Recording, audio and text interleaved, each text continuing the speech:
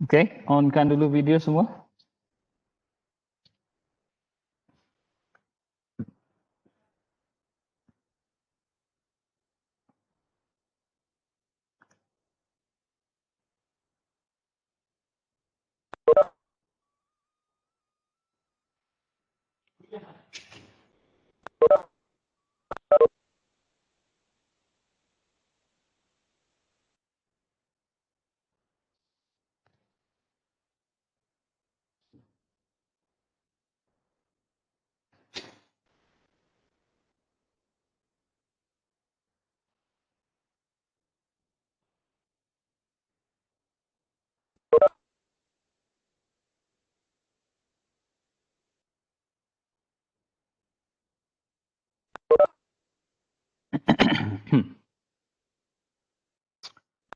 Right, ada lagi yang belum masuk tu. So, apa khabar semua? Sihat? Sihat, Saya Alhamdulillah. doakan semua sihat lah. Macam biasa, jangan lupa sentiasa observe dia punya new normal ni. Sebab kita tak tahu penyakit tu, dia punya virus ni di mana dan sebagainya. So, kena pastikanlah sentiasa observe. Cuba observe SOP yang ditetapkan supaya yalah, kita cuba kalau memang dah kena juga at least tapi kita dah berusaha. Ni ada yang pakai mask ni dekat mana ni?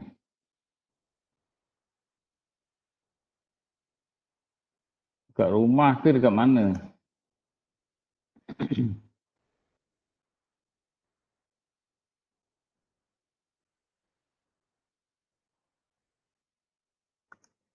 Right.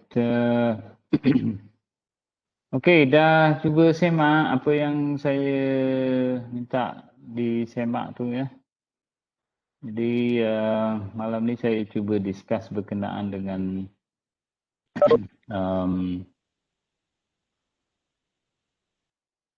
instrumentasi kajian ya, instrumentasi kajian. So saya share saya punya screen ni.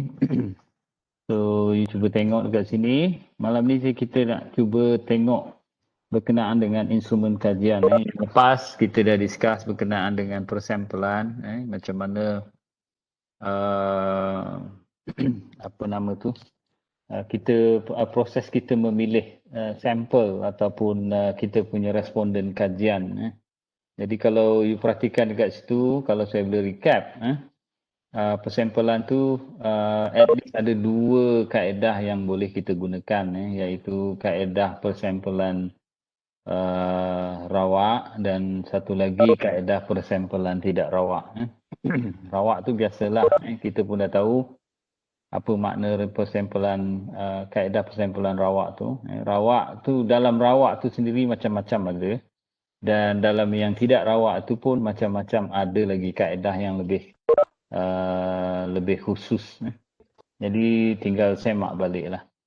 Cuma yang kita nak jelas dekat situ, kalau rawak itu maknanya semua orang mempunyai peluang untuk terpilih dalam kajian kita, dalam kajian kita. Sedangkan kalau yang tidak rawak tu maknanya hanya orang-orang tertentu saja yang terpilih untuk dilibatkan dalam kajian. So itu dua konsep yang mudah lah. Jadi nanti tinggal tengok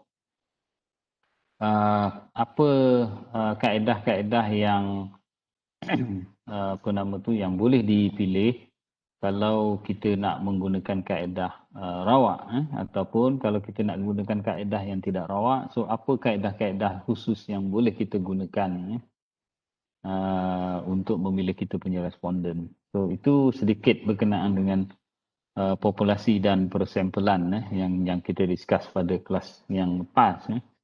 So hopefully dah nampak sedikit lah dalam kajian kita macam mana kita akan pilih kita punya responden. Sebab kita perlukan satu kaedah yang sistematik, untuk memilih kita punya responden. Okay.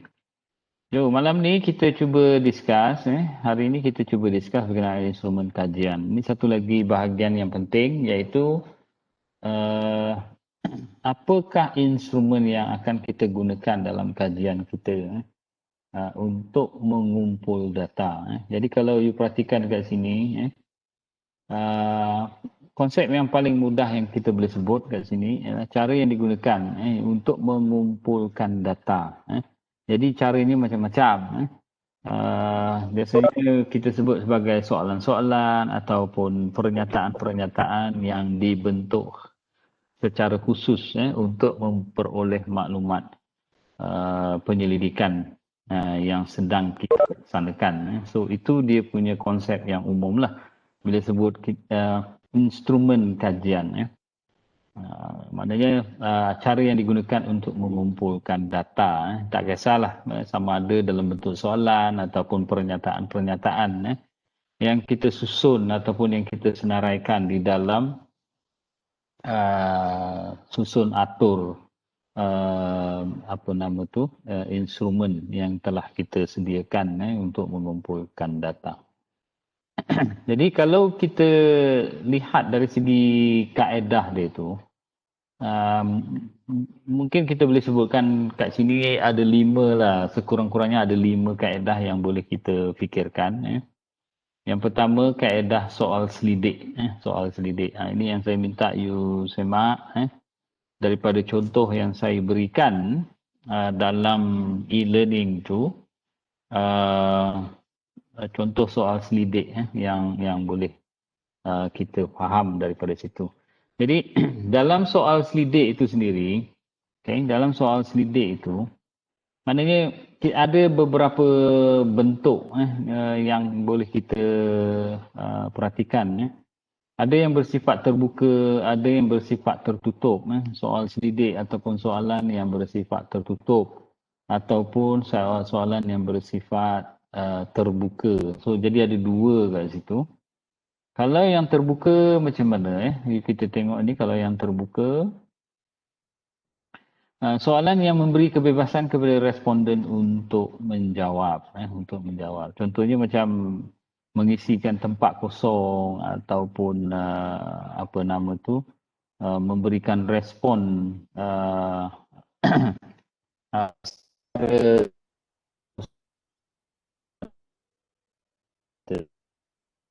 tengok contoh soalan ni kan. Dimulakan dengan perkataan apakah, mengapakah, bagaimanakah, sejauh manakah. So of course pelajar responden akan menuliskan jawapan dia. Jawapan dia mengikut kefahaman dia. Mengikut kefahaman dia. Jadi kalau kita tanya apakah, ini, so dia akan tuliskanlah. Mengapakah, so dia akan jawab. So itu kita kata di responden ni mempunyai kebebasan untuk memberikan jawapan berdasarkan kefahaman dia dan juga berdasarkan kepada pengalaman dia secara langsung pengalaman. Itu pun bergantung kepada macam mana kita susun dia punya soalan-soalan macam mana kita susun dia punya soalan-soalan tu.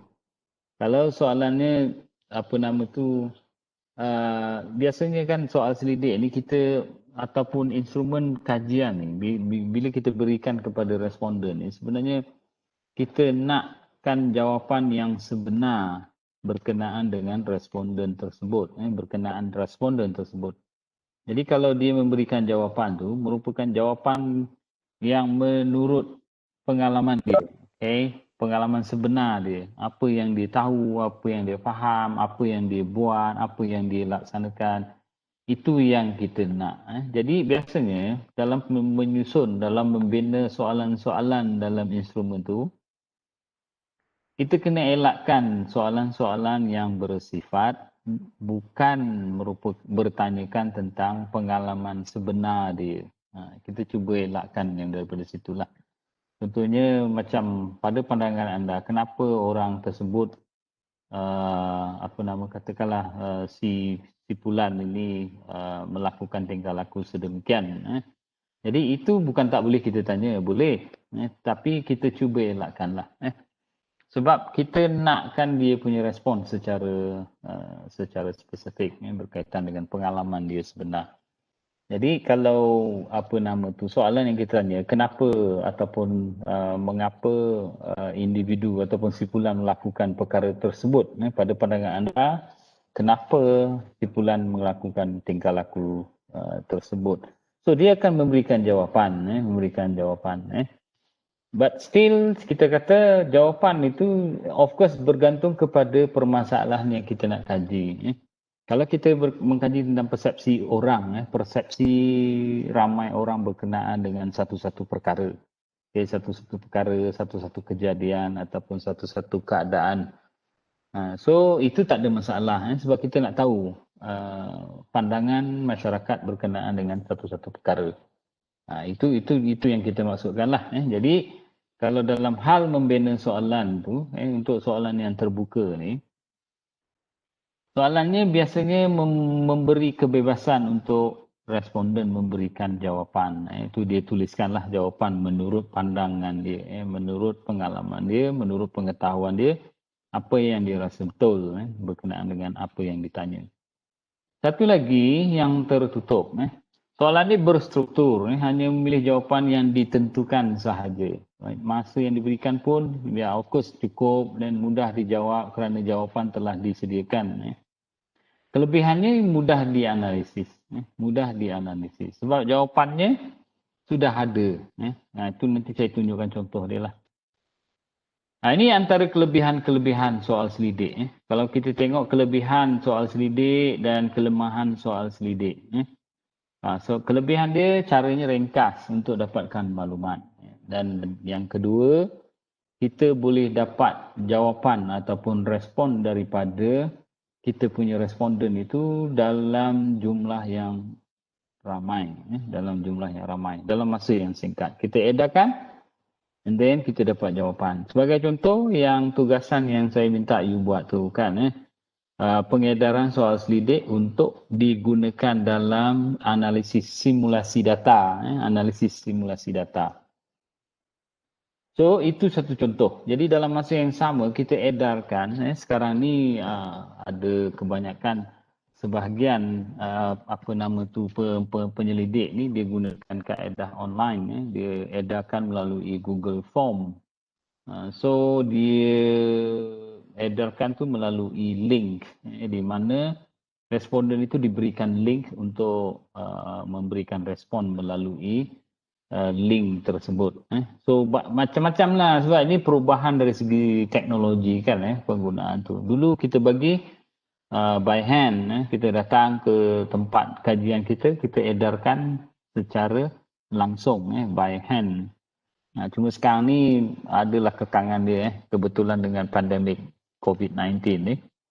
So memang agak sukar untuk kita edar secara langsung.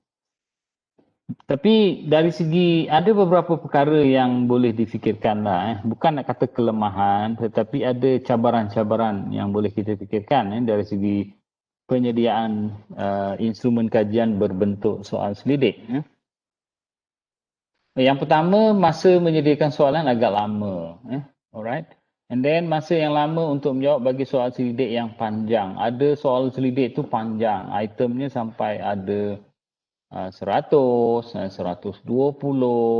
Bergantung kepada jenis instrumen yang dibangunkan lah. Jadi ada itemnya sangat banyak. Jadi dia bukan masa yang panjang. Sedangkan kalau yang soalan terbuka tadi mungkin soalannya tak banyak. Tetapi still jawapannya pun panjang. And then yang ketiga, kadang-kadang kita ni kurang mendapat kerjasama daripada responden. Yang kita maksudkan tadi untuk mendapatkan maklumat yang sebenar. Jadi ada orang tak nak respon. Ataupun ada orang respon ikut suka dia. Pak, ikut suka dia. Dia kadang-kadang dia tak baca pun. Pasal dia malas nak baca, so dia bulatkan saja. Pak. Okey, dah selesai. Tak sampai 1 minit, selesai. Itu pun satu lagi masalah. Antara kelemahan dia lah. And then ini yang kita sebutkan tadi, soal selidik, soal silap eja tu. Itulah sebabnya kadang-kadang ada dua keadaan. Pertama, kadang-kadang soal selidik yang kita edarkan tu katakanlah 300, tapi kita dapat hanya 150 saja. 50% saja yang kembalikan. Ataupun kalau yang guna Google Form, mungkin hanya 50% saja yang memberikan respon dalam melalui Google Form. Sedangkan 50% lagi tidak memberikan respon. Itu satu keadaan. Keadaan yang kedua, kita belum bercerita lagi sama ada semua jawapan ataupun respon yang diberikan itu boleh digunakan ataupun tidak. Itu belum masuk lagi cerita yang itu. Kadang-kadang tak boleh digunakan langsung. Dia bulat sana, bulat sini, ada kosong lah dan sebagainya. So kadang-kadang respon yang diberikan itu tidak menyeluruh. Itu satu lagi. Sehingga kadang-kadang terpaksa kita tolak. Daripada 50% mungkin turun lagi. So itu antara kekurangan dia lah, cabaran kita soal selidik ni. Nah, ciri-ciri soal selidik sepatutnya ini antaranya yang kena kita fikirkan. Pertama, mudah difahami dan tidak kabur. Jadi ayat yang kita susun dalam item tu, kalau boleh merupakan ayat ataupun item yang mudah difahami dan tidak kabur. Tidak kabur. Kadang-kadang ada dua makna. Ada dua makna. Pun sama. Bila ada dua makna ni susah untuk responden memberikan respon. And then yang kedua, memenuhi tujuan penyelidikan. Sesuailah kita nak buat penyelidikan. Kerana apa? Kita nak edarkan soal selidik itu kerana kita nak mengumpulkan data. Data berkaitan dengan permasalahan yang kita kaji. Yang ketiga, mempunyai kesahan dan kebolehpercayaan yang tinggi. Maknanya sah dan boleh dipercayai. So ini nanti kita akan cuba bincangkan sedikit berkenaan dengan kesahan dan kebolehpercayaan. And then yang keempat, pengistilahan mestilah tepat. Ayat-ayat ni tak boleh kabur macam tadilah. Mudah difahami, ringkas, tepat, tidak kabur. Dan yang paling penting jangan sampai ada dua makna dekat situ lah. Dia ada dua makna. And then proses menyediakan soal selidik. Ini antara step dia lah. Kadang-kadang kita guna soal selidik yang telah sedia ada. Macam yang saya sebut lah. Bila kita cari, kita semak kajian-kajian lepas, kita nampak ada instrumen ataupun soal selidik yang mengkaji perkara yang sama yang sedang kita kaji. So kita nak gunakan instrumen tu. Tak ada masalah. Boleh juga digunakan. Tetapi ada prosedur-prosedur tertentu yang perlu kita lakukan sebelum kita boleh gunakan instrumen tersebut. Macam satu contoh kat sini yang poin yang nombor 4 di bawah tu. Kajian rintis perlu dilakukan untuk mendapatkan kebolehpercayaan dan kesahan soal selidik. So, jadi ada dua keadaan lah. Satu, kita guna yang telah ada orang punya. Satu lagi, kita bangunkan sendiri. Kita buat sendiri soal selidik.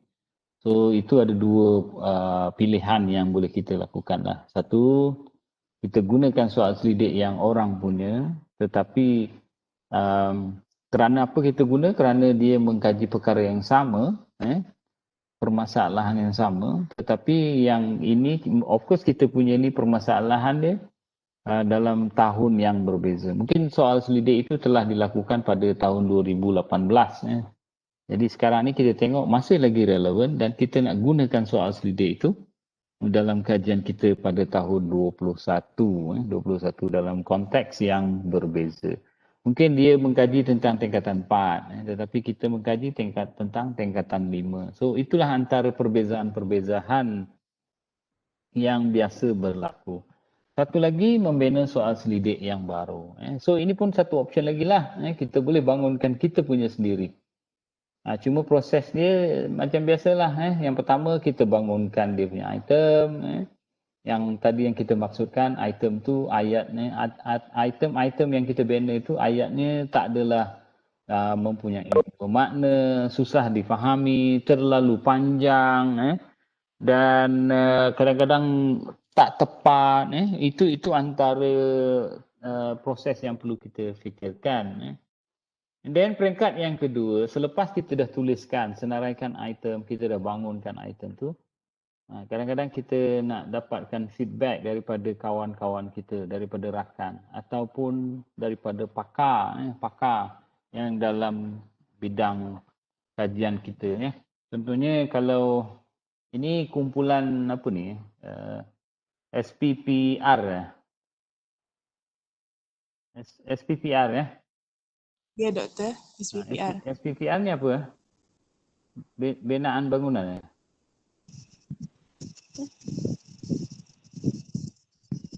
Sains sukan, Doktor. Daripada SPPS.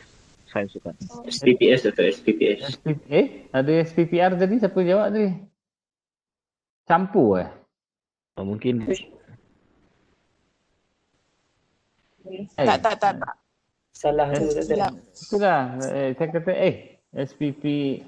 SPPR, ya betul. Mana ni? Okey, SPPS. Contohnya macam, apa nama, katakanlah contohnya tadi yang kita kata pakar dalam penyelidikan. Contoh kita nak mengkaji tentang aspek latihan, aspek latihan dalam satu sukan dan permainan, aspek latihan.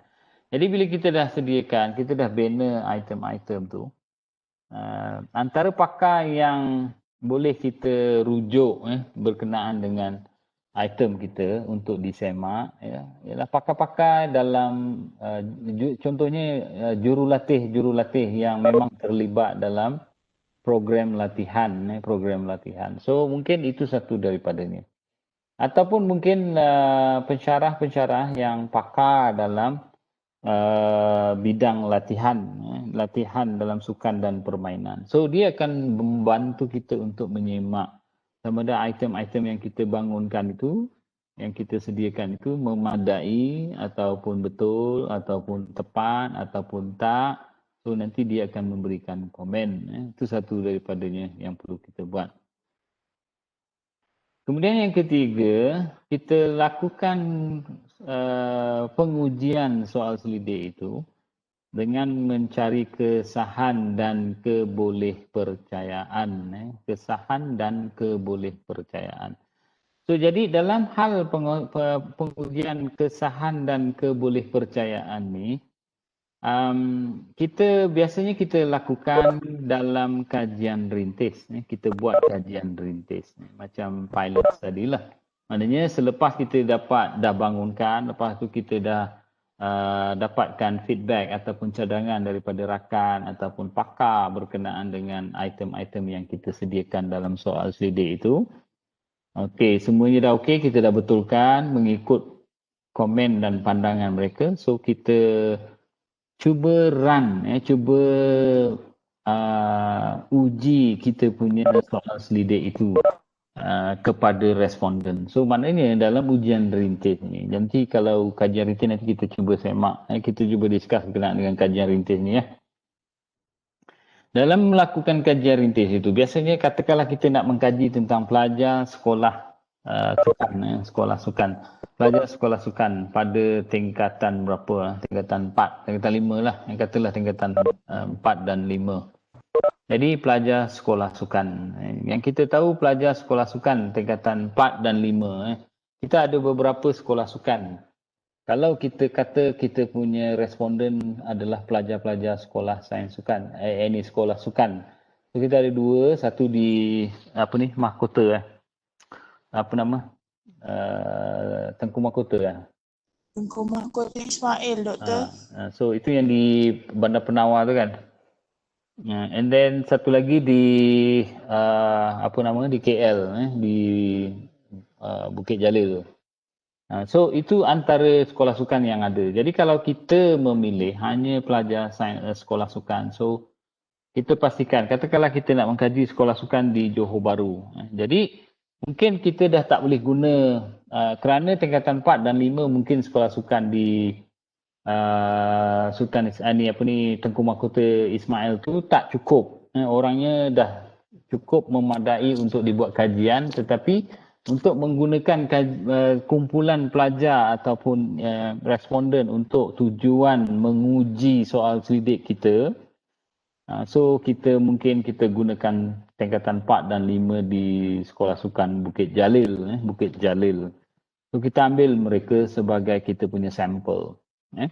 Jadi biasanya tak ramailah. Kita ambil mungkin 30, 40 orang sebagai sampel untuk menguji kesahan dan kebolehpercayaan kita punya soal selidik. Jadi selepas kita berikan kepada mereka, mereka memberikan respon, kita collect balik soal selidik itu dan kita analisis, kita buat analisis. Biasa yang kita buat untuk peringkat sarjana muda ni biasanya kita gunakan analisis Alpha Cronbach. Alpha Cronbach untuk mencari nilai kebolehpercayaan dan kesahan kepada kita punya instrumen kajian. So, nanti kita cuba kita cuba discuss berkenaan dengan macam mana analisis tu ya. Ini dia punya dia punya antara kaedah-kaedah yang boleh digunakan dan sebagainya lah. So, kalau kita lihat kita punya ini, sekejap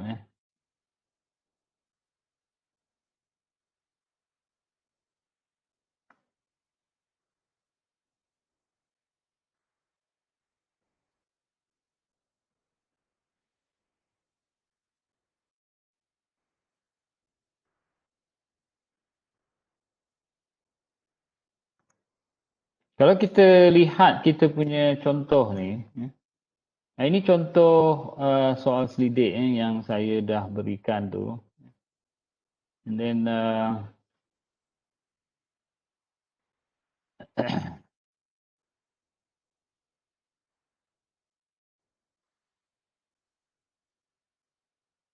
ini tadi ni dia punya mencari kesahan dan kebolehpercayaan. So kita tengok contoh soal selidik ni. Ini satu contoh soal selidik berkenaan dengan persepsi ibu bapa terhadap hukuman merotan ke atas pelajar. Ke atas pelajar yang melakukan kesalahan disiplin di Sekolah Menengah Kebangsaan Ulu Tiram, Johor. So ini contoh soal selidik.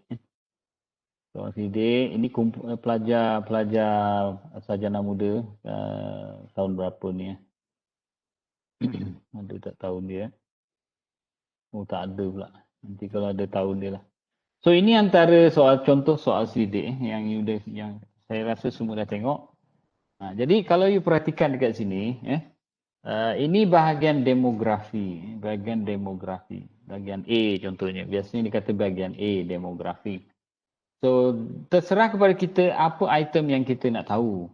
Kalau kita nak melihat sesuatu keadaan, persepsi yang tadi ni, persepsi merotan ni, persepsi merotan pelajar yang melakukan kesalahan disiplin tu, kalau kita nak tengok, nak kaitkan dia dengan jantina, dengan bangsa, dengan umur, dengan bilangan anak yang bersekolah, dengan pekerjaan ibu bapa, dengan pendapatan ibu bapa ataupun taraf pendidikan ibu bapa, jenis kediaman, cara anak-anak ke sekolah, itu bergantung kepada kita punya tujuan dalam membangunkan soal selidik. Jadi bila kita edarkan kepada pelajar kita, contohnya yang ini dia punya responden bukan pelajar, tetapi ibu bapa. Jadi katakanlah ibu bapa di sekolah, kita nak kaji ibu bapa di sekolah Sukan Bandar Penawar, tapi kita tak nak guna mereka sebagai kita punya kajian rintis. Kita pilih kumpulan pelajar daripada sekolah sukan di Bukit Jalil. So, jadi ibu bapa pelajar yang bersekolah di Bukit Jalil yang kita gunakan sebagai kumpulan kajian rintis. Jadi bila kita edarkan, mereka akan isilah ni. Tik. Biasanya macam ginilah, kita sediakan ruang untuk mereka take supaya mudah. Kalau kita tulis bangsa tempat kosong, nanti dia nak menulis lagi lambat. Biasanya kita sediakan macam ni dan dia akan tick saja. Tick, tick, tick, tick, tick cepat. Ini dia pap terus dia. Tak payah dia penting-penting. Pekerjaan tak dia pilih. Katakanlah pekerjaannya apa, swasta. So dia tick lah swasta. Dan pendapatan, katakanlah bawah 1,000, lebih 3,000 dan sebagainya. Bergantung kepada dia punya kedudukan lah. Itu bahagian demografi. Right? Nah, sekarang ni bahagian B. Bahagian B iaitu persepsi ibu bapa terhadap hukuman merotan. Hukuman merotan. So, jadi merotan adalah salah satu bentuk hukuman yang baik untuk mendisiplinkan pelajar. You tengok ayat dia kan. Saya tak kata ini item ataupun soal selidik yang baik. Tetapi kita boleh lihat dia punya isu yang boleh kita fikirkan. Contoh tadi kita kata ayatnya simple, pendek, mudah, tepat, tidak mempunyai dua makna. Itu yang paling penting. Jadi bila orang baca saja, dia terus faham. Contoh ayat nombor 1 ni, item nombor 1. Merotan adalah salah satu bentuk hukuman yang baik untuk mendisiplinkan pelajar. Okey, simple ayatnya. Dan pilihan jawapan, ini yang tadi yang kita kata, soal selidik berbentuk tertutup. Tertutup. Maknanya, soalan sudah disediakan, pilihan jawapan ataupun pilihan respon pun sudah disediakan. Jadi, responden tidak lagi bebas untuk memberikan jawapan. Dia hanya ada ruang ini saja. Pilih 1, 2, 3, 4 ataupun 5 sebagai pilihan. Dia tak boleh pilih dua-dua. Dia tak boleh pilih 2, nombor 3 dan nombor 4. Dia sebab benda ni dia kena jelas. Merotan adalah salah satu bentuk hukuman yang baik untuk mendisiplinkan pelajar. Kalau dia kata tak betul, ni tak betul. Merotan ni bukan salah satu bentuk hukuman yang baik. Dia kata tak betul. So dia kata, bila dia kata tak betul, dia ada dua pilihan kat sini. Satu, tak setuju. Lagi satu, memang betul-betul dia tak setuju. Right? Dengan kaedah rotan tu. So, kalau dia pilih yang itu, so dia kena bulatkan pada pilihan jawapan nombor 1. Ataupun nombor 2. So, sebaliknya nombor 4 dan 5 lah. Ini contohnya. Kemudian nombor 5, merotan adalah jalan terbaik mengatasi masalah disiplin. So the same thing. Ini contoh yang kita kata bersifat tertutup. Tertutup. So kita edarkan kepada ibu bapa tadi, bila dia dah isi, bila dia dah isi tu, so kita ambil jawapan tu dan kita mula analisis. Biasanya analisis yang kita guna tu kan yang saya kata SPSS tu kan, software SPSS. So kita masukkan data itu dalam SPSS. Ini contoh SPSS. Sekejap ya.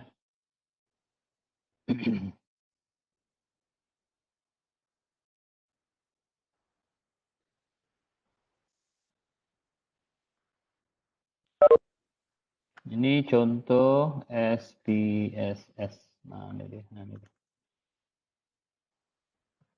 Dah pernah mencuba SPSS ataupun dah biasa dengan SPSS ataupun tak pernah langsung? Ada yang pernah lagi tak? Tak pernah langsung? Tak pernah. Oh, ya tu. Okey, tak apa.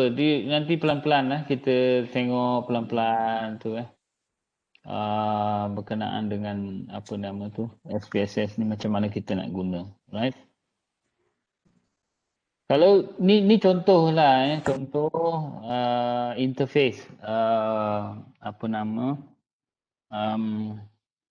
SPSS kalau kita tengok tadi dia punya soal selidik ni kan soal selidik katakanlah macam gini ini contoh sambil saya tunjuk sajalah. Jantina, lelaki perempuan bangsa. Okey, katalah kat SPSS ni dia ada dua. Satu data view, satu data view dan satu variable view, variable view. Okey. Kalau data view ni maknanya data yang akan kita masukkan. Ni respon daripada mereka ni, semua ni, tik tik tik tik kat sini ni, ataupun nombor-nombor yang mereka pilih ni, kita masukkan pada bahagian data view. Itu dipanggil data view. Kalau variable view ni, maknanya nama-nama variable. Katakan tadi yang nombor satu apa? Jantina. Okay, jantina. Kemudian kita ada apa lagi? Kita ada, sekejap jantina, bangsa, umur, bilangan anak. Okey. Jantina, bangsa,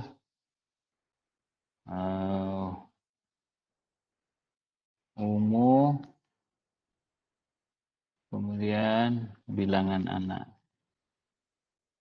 Bilangan anak. Jangan sangat. Okey, ni kalau you tengok dekat sini, ni sekejap, tak boleh sebab dia tak boleh ada, dia ada dua macam tu, tak boleh. Bil anak. Bila anak. Sebab dia tak boleh pisah. Kalau pisah dia jadi illegal character dipanggil. Okey, ni bila kita nak namakan variable kita, kita punya item tu, kita buat pada variable view. Variable view.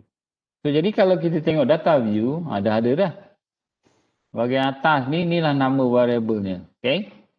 Katakanlah orang tu laki-laki, satu. So, kita masuk. Bangsa dia apa? Melayu, satu. Satu kita masuk. Umur dia berapa? 35. Jadi kalau katakanlah macam ni contohnya kan. 35 ni, dia tick 35. So kita yang bagikan kod. Kita yang bagikan kod. 1, 2, 3, 4, 5. Okey, katakanlah umur dia 35. Maknanya nombor 1. Umur 1. Okey, bilangan anak samalah macam tadi. Bilangan anak, okey, 1, 2, 3, 4. Ada 4 pilihan. Kalau 1, 1. Kalau 2, 2. Kalau 3, 3. Kalau lebih daripada 3, dia tick yang nombor 4. So, jadi kita pakai nombor tu. Katakanlah nombornya nombor 4. Mungkin dia anaknya ada 8 ke kan. Itu contoh. Okey. Ini kita masukkanlah. Semua, katakan ada 30 orang tadi tu, kita masukkan. Ada 30 orang kat sini. Okey. Itu yang kita perlu buat. Bila kita dah masukkan, kita punya data tu. Ini yang tadi yang kita kata, kita buat ujian kesahan dan kebolehpercayaan. Ini sebagai contoh lah. Jadi bila kita dah buat ni, ini nanti kita tinggal set lah, ubah dia. Apa katalah 2 decimal ni pasal dia ada macam gini kan, 2 decimal yang dia punya point tu. Kalau kita tak nak, kita kosongkan terus. Alright, so dia jadi kosong lah. Dia tak adalah 2 decimal tu, dia akan jadi nombor saja. Okay, then kita nampak lah dekat situ.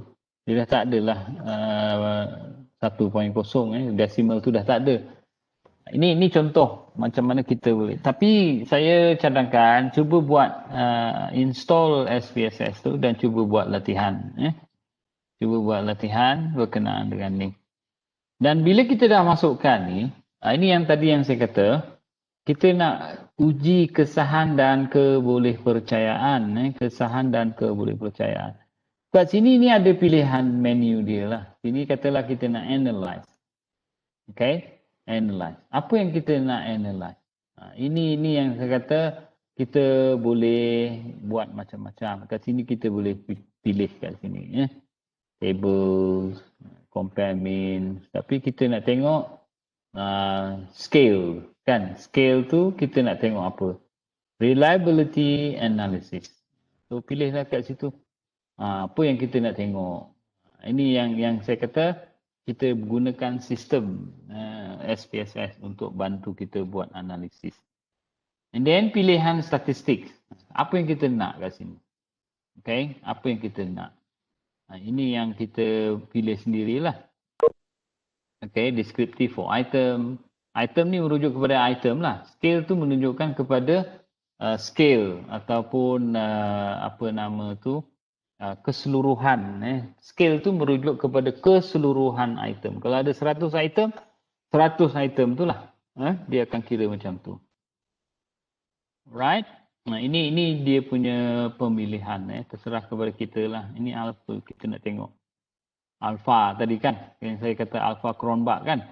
Kita pilih lah alpha Cronbach tu. Dan bila kita dah masukkan, katalah pindahkan sini ke sini, pindahkan ni sini untuk buat analisis, dan kita tekan saja okey lah.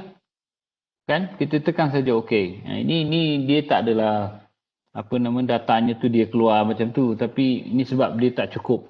Dia punya apa? Sebab tu dia tulis there are too few cases. Hanya seorang saja tak boleh nak buat. Sebab tu dia kata pilihlah lebih kurang dalam 30 untuk membolehkan software ni run dia punya analisis.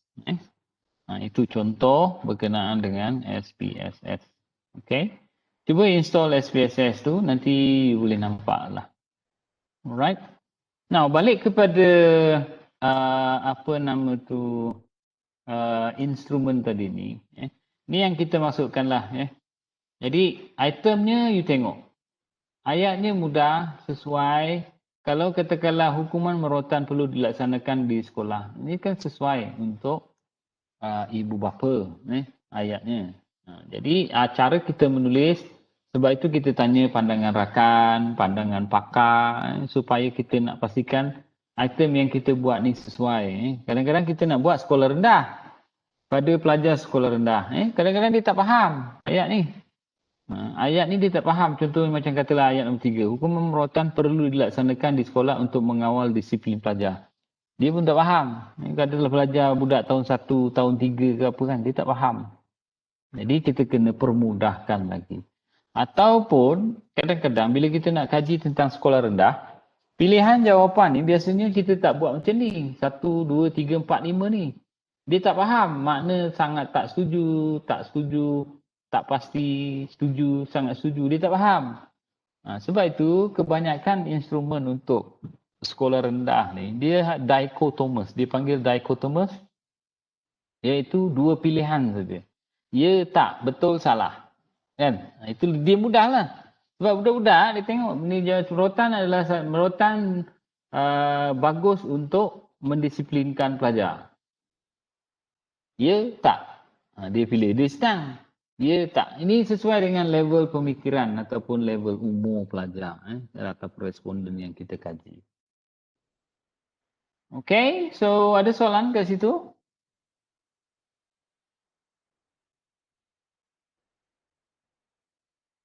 Ini antaranya lah. Satu lagi kaedah yang kedua, tadi kita dah tengok soal selidik. Yang kedua kaedah pemerhatian. Pemerhatian. Ni kadang-kadang kita buat pemerhatian. So biasanya kita ada sediakan apa yang dipanggil protokol pemerhatian.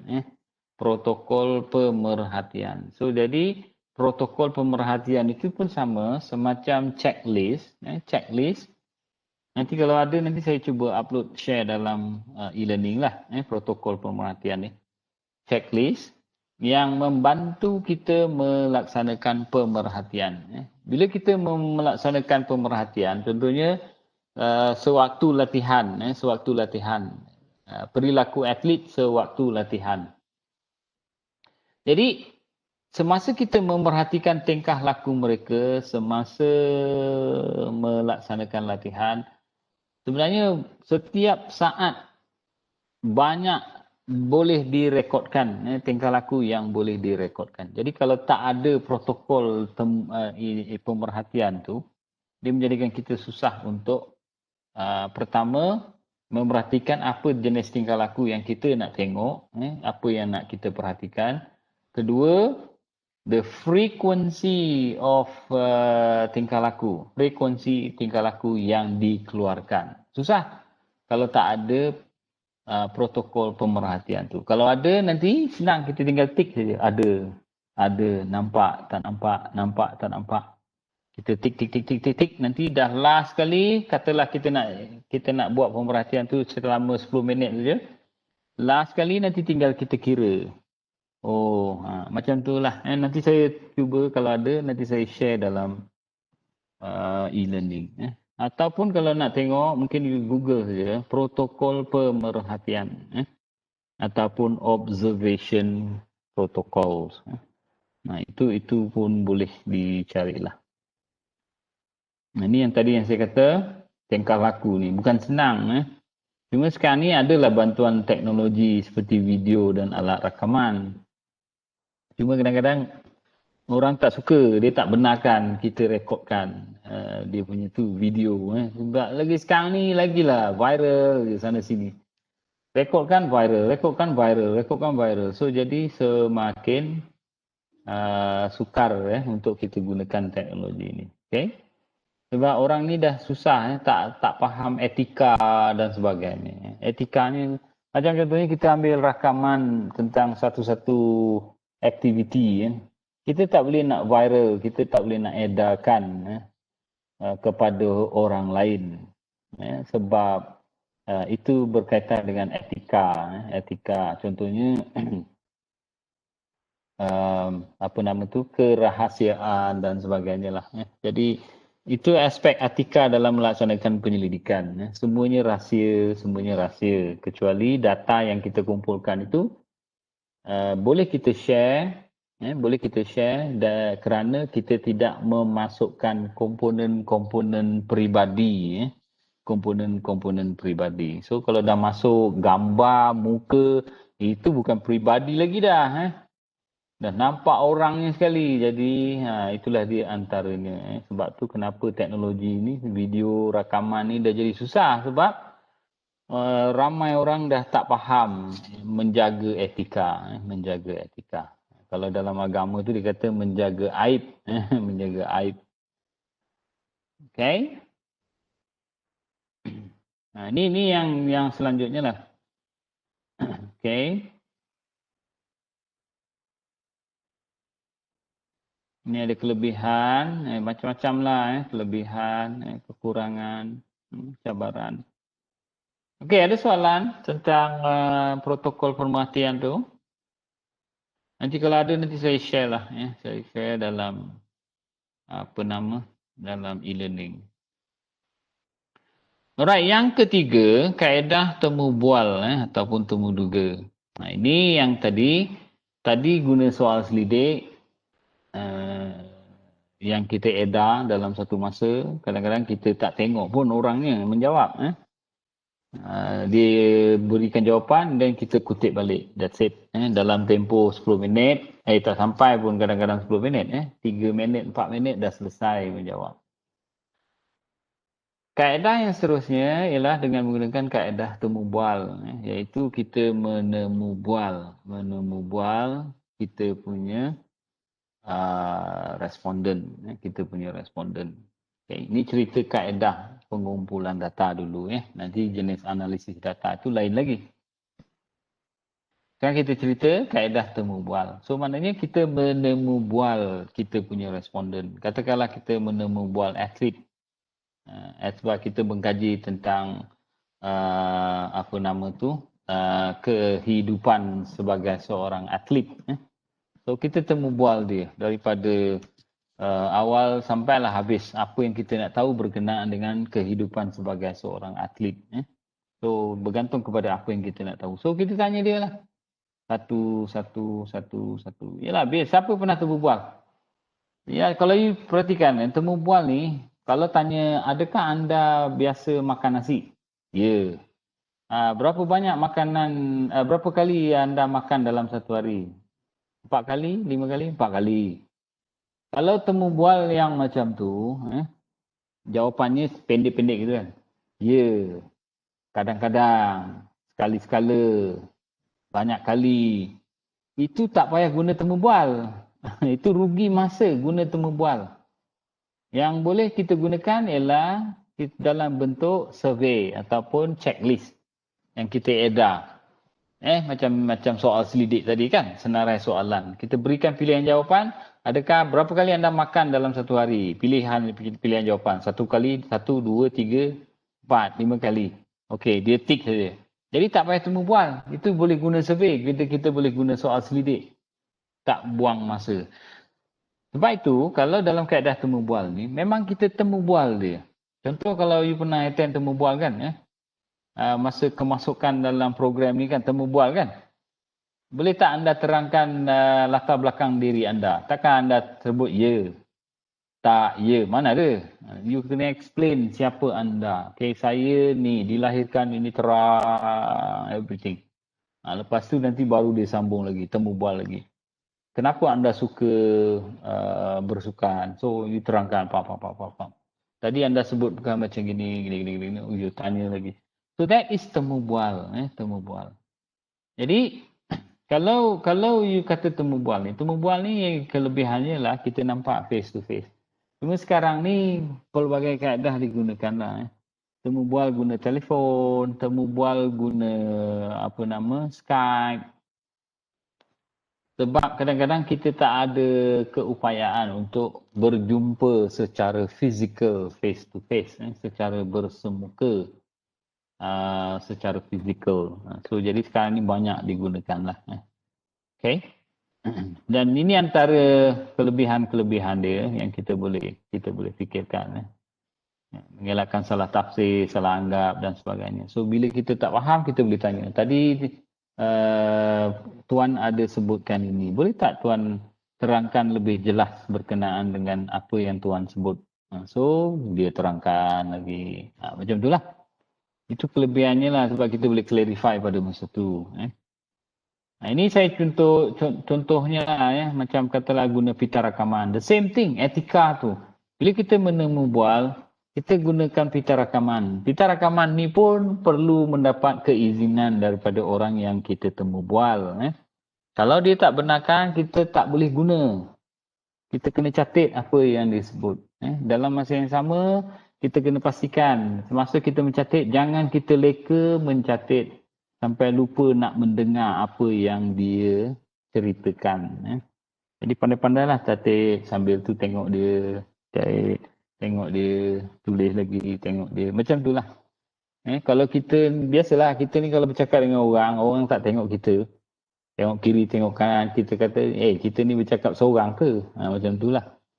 Sebab tu kalau dalam kelas tu, kan, kalau you perhatikan dalam kelas, kadang-kadang pensyarah marah, cikgu marah.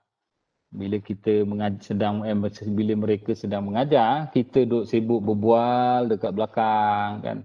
Itu sebabnya kita kata kita tak hormat dia, sebab kita tak berikan perhatian kepada apa yang mereka cakap. So samalah dalam temu bual. Ini kan sifatnya yang Nabi ajar kan, yang Nabi ajar kalau berbual. Termasuklah yang temu bual ni, kita kena pastikan mengekalkan eye to eye contact. Eye to eye contact tu maknanya sentiasa memberikan perhatian. Itulah antaranya yang Nabi ajar. Tapi sekarang ni kita dah banyak tak ikut dah apa yang Nabi ajar. Yang Nabi tak ajar yang kita ikut. Contoh kadang berbual tapi tangan pegang telefon. Texting lah, WhatsApp lah, apa semua tu. Jadi benda-benda itu dah menjadi satu kebiasaan yang tidak sesuai sebenarnya. Okay? So the same thing bila kita temu bual. Jangan sampai kita leka typing lah, itulah, jawab telefon lah. Sedangkan dia sedang memberikan respon kepada soalan yang kita tanyakan. Itu contoh dia lah. Kemahiran ni sangat penting. Now, beberapa yang kita kata perlu dilakukan dalam mengekalkan kesahan dan kebolehpercayaan. Nah, kebolehpercayaan dapat ditingkatkan dengan mengemukakan soalan yang sama dalam bentuk yang berbeza. So, itu satu kaedah lah. Ini bergantung kepada kemahiran kita. Kadang-kadang kita tanya benda yang sama tetapi dalam kaedah yang berbeza. Right? Itu nanti bila kita analyse, kita akan dapat melihat sama ada semasa kita tanya pertama kali dengan kita tanya buat kali kedua. Ada tak konsistensi dekat situ? Kalau pertama kita tanya dia jawabnya macam ni, kali kedua kita tanya walaupun dalam bentuk yang berbeza, jawapannya dah berbeza, maknanya tidak ada konsistensi di situ. Right? Nah, itu yang kita perlu perhatikanlah. Ini dalam hal untuk mengekalkan kebolehpercayaan dia punya jawapan yang diberikan.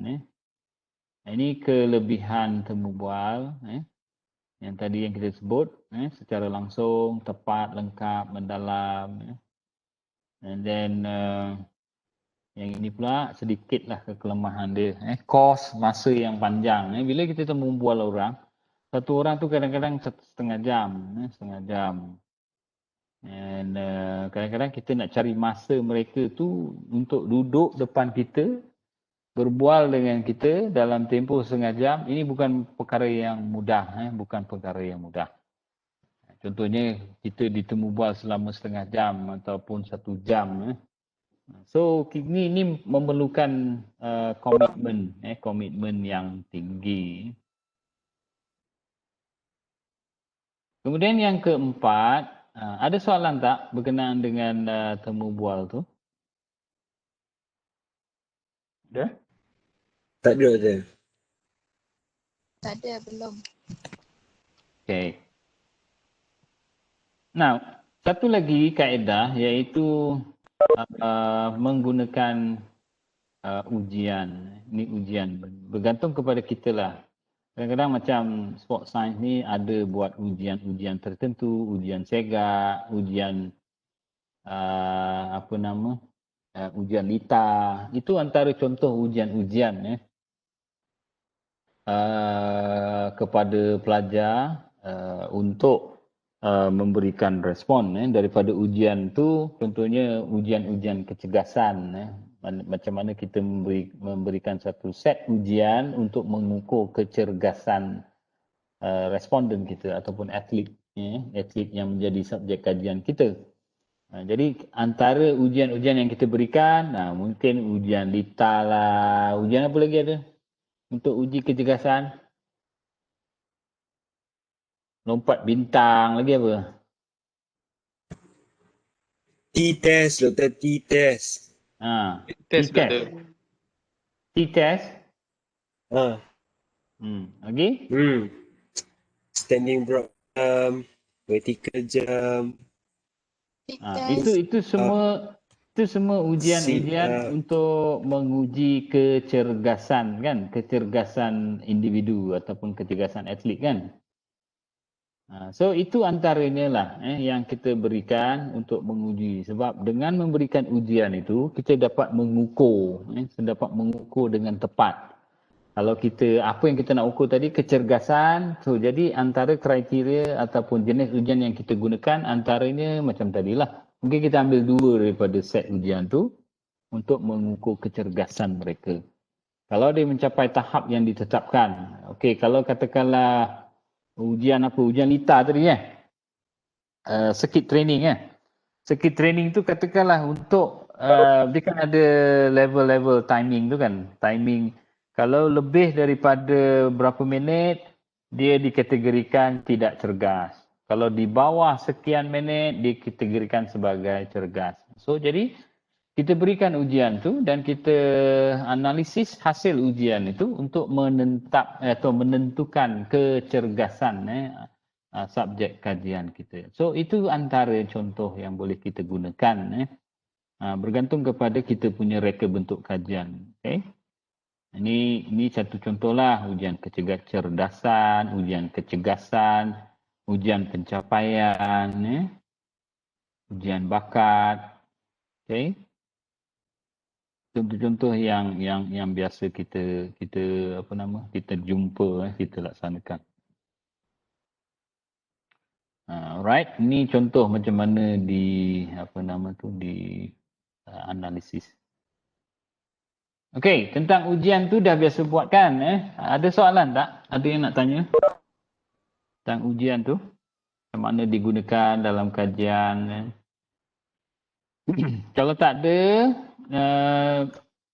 alat ataupun instrumen kajian yang seterusnya ialah dokumen, dokumen. Ini satu lagi kaedah yang kita gunakan, iaitu mendapatkan dokumen-dokumen berkaitan dengan permasalahan yang kita kaji. Ini kadang-kadang kita tak buat ujian, kita tak buat ujian langsung. Tetapi kita menggunakan dokumen-dokumen sebagai sumber data, sebagai sumber data. Dan ini lagi 6, kependudukan etnografi. So ini antara kaedah yang kita boleh kata jenis-jenis instrumen dalam kajian kita. Okay. Nah, sekarang kita tengok kesahan dan kebolehpercayaan instrumen. Tadi saya ada sebut tentang kesahan dan kebolehpercayaan instrumen.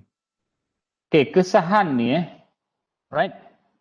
Ada beberapa isu lah. Contohnya macam, boleh tak kita menyatakan seorang itu bersopan santun, suka bantu, tidak bercakap bohong sebagai seorang yang jujur? Macam mana kita nak tentukan? Jadi dalam hal ini, bila kita kata instrumen kita ni, kita harapkan, kita harapkan bahawa contohnya kalau kesahan ni, instrumen itu betul-betul bertanya apa yang kita nak. Kalau kita nak tanya tentang kecergasan, item yang kita binakan itu memang betul-betul bertanya tentang kecergasan. That is kesahan. Right? Kesahan. Kalau tak nanti, kita nak tanya kecergasan. Tetapi item yang kita buat bukan bertanya berkenaan dengan kecergasan. Mungkin dia bertanya berkenaan dengan pemakanan. Pemakanan. Jadi item tu tak sesuai. Dan item itu tidak sah. Ini berkenaan dengan kesahan. Ada beberapa jenis kesahan. Yang pertama, kesahan dalaman. Merujuk kepada kewujudan. Kewujudan maknanya kesahan dalaman yang kita kata macam tadi yang saya sebut, item tu memang mengukur apa yang kita nak ukur. Memang kita mengukur apa yang kita nak ukur.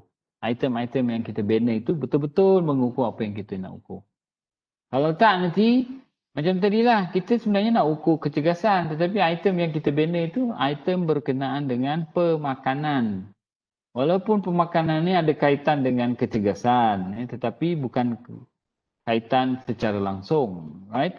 Kaitan secara langsung. Tetapi yang kita nak masukkan kat sini adalah item berkaitan dengan kecergasan saja. Kalau nak tengok tentang pemakanan, so itemnya berkaitan dengan item pemakanan.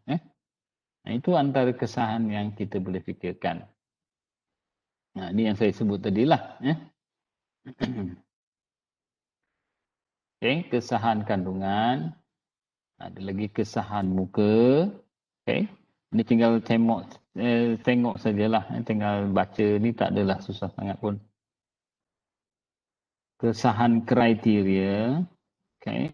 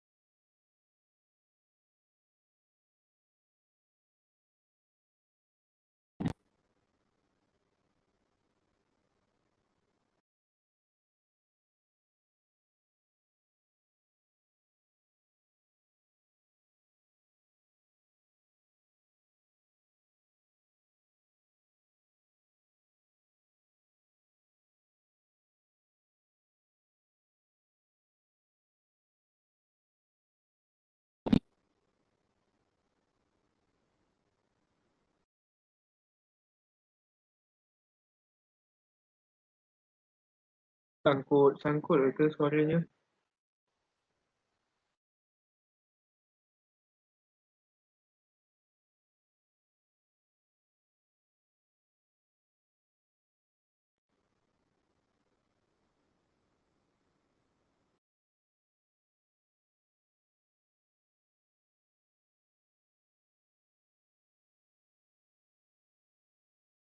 Tak dengar sebut doktor.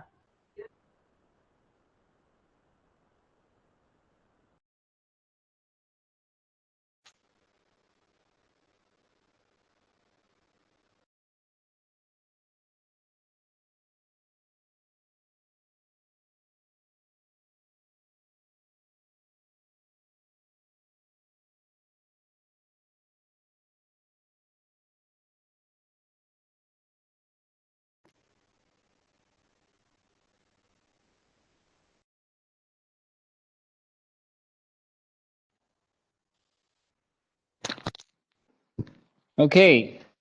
Sekejap ya.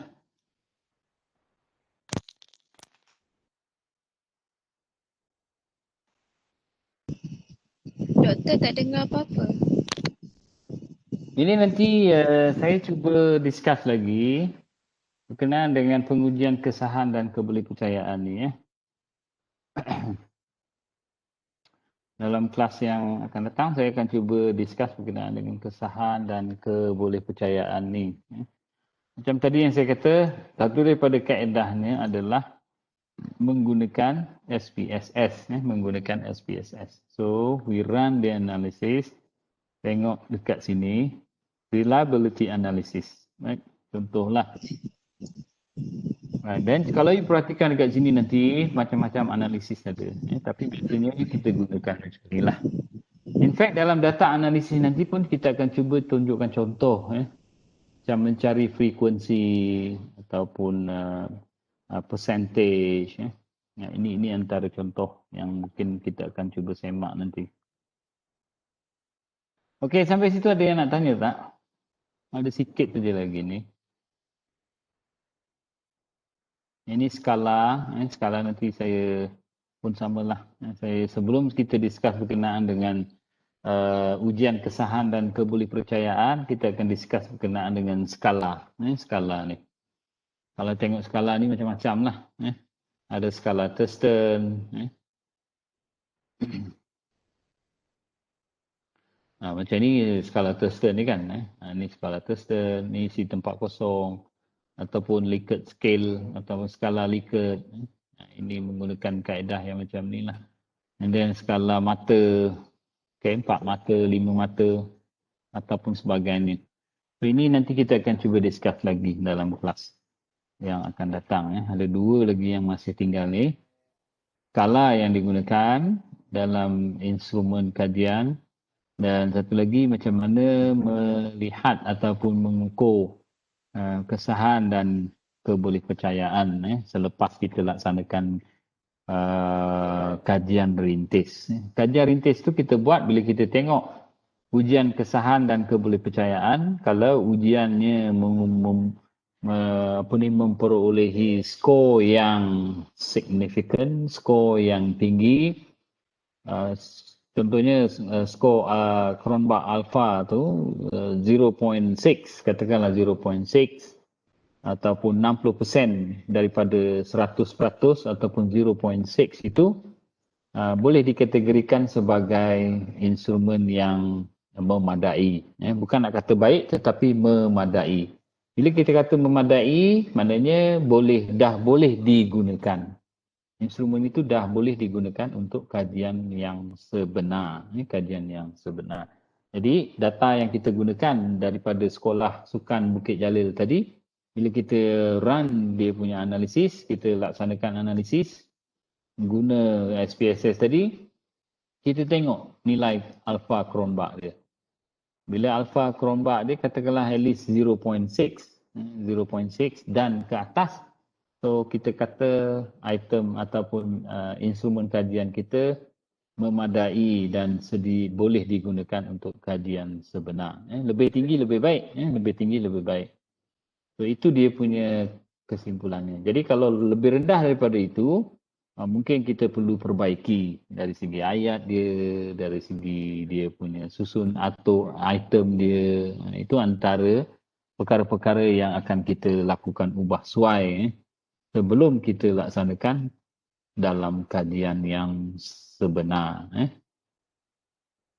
Okey, ada yang nak tanya tak sebelum kita tutup ni?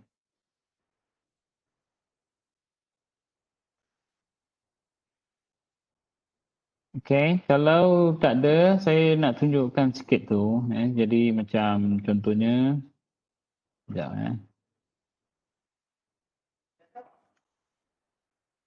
saya sharekan satu lagi.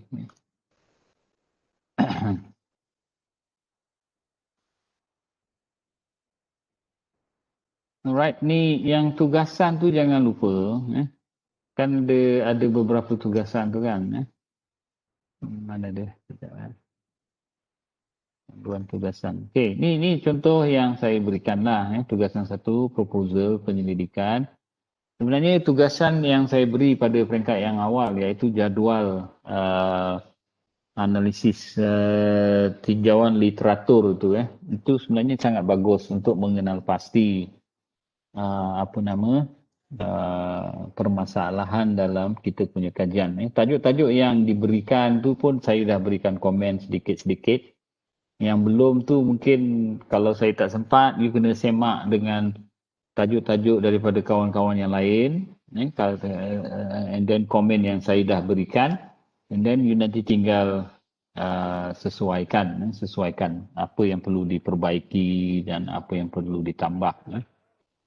Jadi dalam proposal ni jangan lupa dah boleh start off tadi dengan yang macam saya kata pengenalan latar belakang tu dah boleh gunakan kita punya analisis tinjauan literatur jadual tu untuk dimasukkan di dalam sini kerana kita dah tahu apa permasalahan yang ingin kita kaji. Okay? Dan yang ini pula, ini sebenarnya sambungan daripada sini. Item ataupun soal selidik yang dibuat tu, dah siap, dah okey, and then macam sini kan, dalam dia punya reka bentuk, ada instrumen yang dah disediakan tu, tinggal diedarkan, edarkan dalam kalangan kelas ini. Kelas ini ada 46 orang.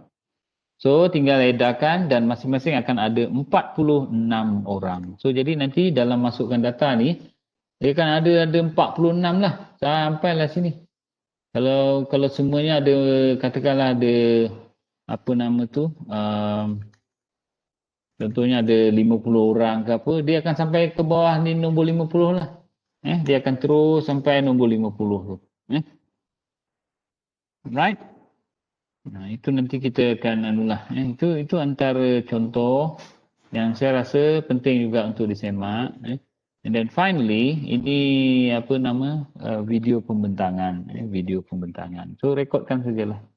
Bila dah buat ni, hasil simulasi ni apa yang you dapat, then you bentangkan, rekodkan dalam gunakan telefon ke apa ke untuk mudahlah. Okey, jangan lambat, jangan ditunggu, kena jalankan serentak sebenarnya tu. Kalau tak nanti lambat. Ni dah masuk pertengahan kedua semester.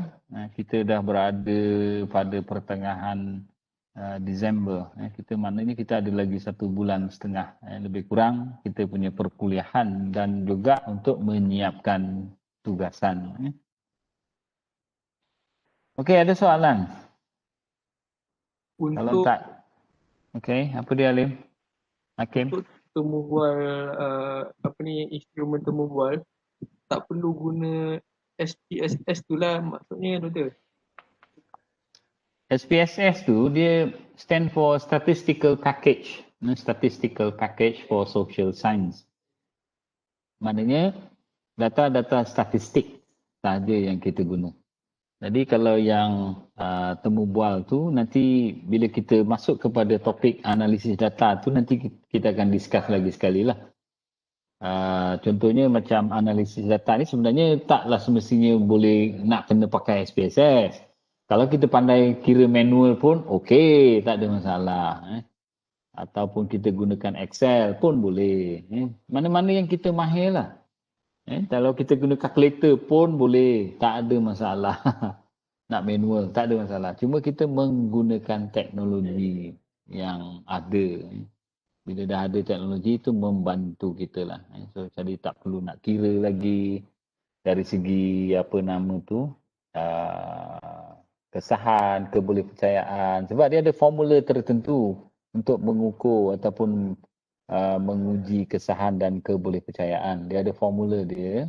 Tapi bila kita gunakan SPSS, kita dah tak perlu gunakan formula tu sebab formula tu dah disetkan dalam SPSS. So dia gunakan formula tu untuk membantu kita mengira skor kesahan dan kebolehpercayaan. Itulah dia, lebih kurang macam tu. Manual pun tak ada hal, boleh saja mana-mana yang kita mahir sebenarnya. Kalau sekarang ni kalau tak gunakan teknologi rugi, sebab jadi mudah. Kalau jadi guna teknologi lagi susah, lagi tak gunalah. Okey, ada lagi tak soalan? Kalau tak ada, saya ucapkan terima kasih. Tapi sebelum tu, cuba sign dulu you punya ni. Sekejap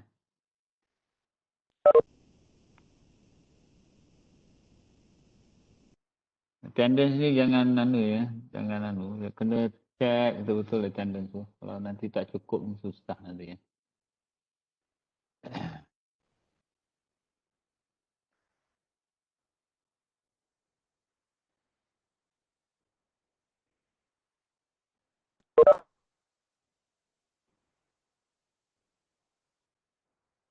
Okey, sila scan sekarang.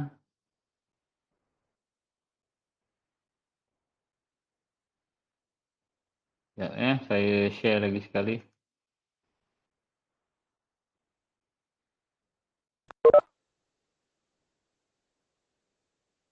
Alright, silakan.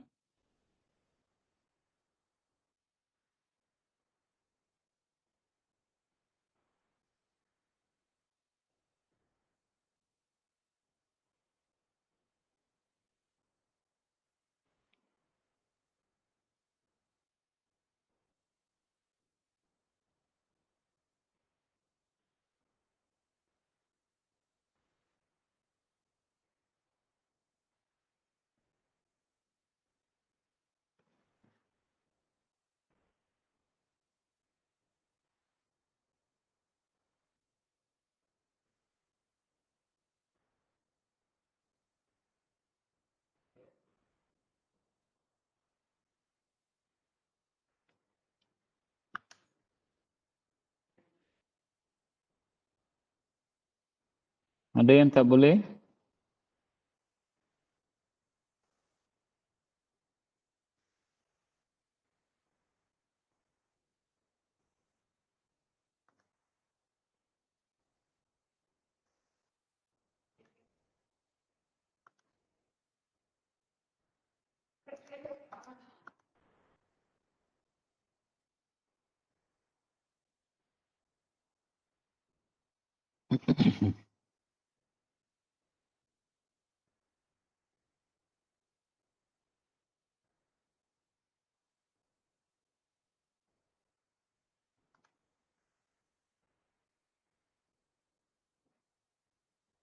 Okey, cepat sikit.